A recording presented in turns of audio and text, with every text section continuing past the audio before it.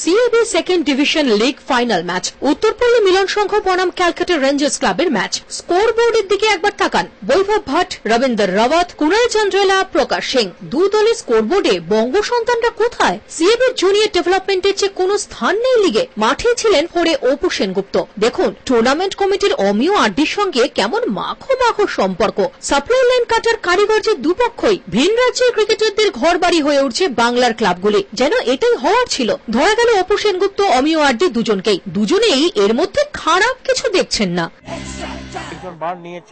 নিয়ে দেহরাদুনের প্লেয়ার গুলো তাকে নিয়ে এসে টিমটাকে বেনিফিট করাচ্ছে, তার উপরে কথা দিচ্ছে আমি টিমটাকে উপরে তুলে দেবো। এতে কি এই প্লেয়ারগুলিকে আসছে বছর কোন বেস্ট প্লেয়ার যারা এর মধ্যে থেকে কি বাংলার হয়ে আন্ডার 19 কি খেলতে সুযোগ পাবে না? আমরা বাঙালিরা তো অ্যাকচুয়ালি কমনাল না, যেহেতু বাংলা ক্রিকেটে খেলবে ভারতবর্ষ, এটা ভালো খেলছে বাইরে, তারা আমরা বাইরের থেকে নিয়ে আসি ভালো খেলানোর জন্য। এরকম কোনো অভিযোগের কি আছে?